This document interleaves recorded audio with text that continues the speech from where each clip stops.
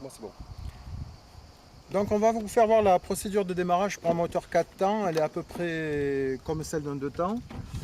Alors la particularité de cet avion, c'est qu'il est équipé d'un réchauffeur embarqué, c'est-à-dire qu'ici vous avez un petit circuit électronique qui coûte une douzaine d'euros, qui prélève le courant de la batterie de réception pour alimenter la bougie. Ça consomme très peu, on l'a testé, ça marche très bien. Ça évite d'avoir à mettre un réchauffe-bougie, ce qui est compliqué sur un moteur qui a la tête en bas par exemple, ou un moteur capoté. Ça se commande au niveau de la radio, c'est-à-dire que lorsqu'on voudra mettre le réchauffeur, il faudra tirer sur le bouton jaune. Alors, la première chose à faire, bien sûr, comme sur un moteur de temps, il va falloir allumer la radio. Voilà. Donc comme sur un moteur de temps, il va falloir mettre plein gaz. La différence, c'est que sur la plupart des moteurs 4 temps, on n'a pas accès au carburateur pour aller boucher. Sur celui-ci, oui, parce qu'il n'y a pas le capot, on l'a démonté pour vous faire voir un petit peu comment ça fonctionnait. Mais généralement, on n'a pas accès. Alors la solution, c'est de boucher l'échappement. C'est valide aussi pour un moteur de temps lorsqu'on n'a pas accès au carburateur.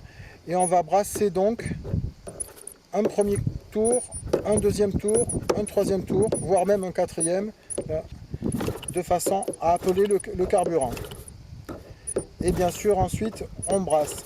La particularité du moteur 4 temps, c'est que vous avez un tour mort, une compression, un tour mort, une compression. Donc en fait, lorsqu'on a besoin de pomper le carburant, on fait 2 fois plus de tours pour pomper la même chose que sur un 2 temps, hein, bien sûr. Et le brassage, c'est pareil. Il ne faut pas hésiter à bien brasser. Voilà. Ensuite, on remet le moteur au ralenti. Et donc sur la radio qui est ici, on va mettre en route le réchauffe-bougie.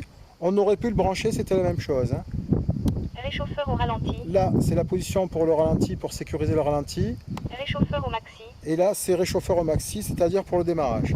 Et donc, on va lancer vivement l'hélice. Vous remarquez qu'elle est mal calée là. Hein. Et donc, le moteur démarre impeccable.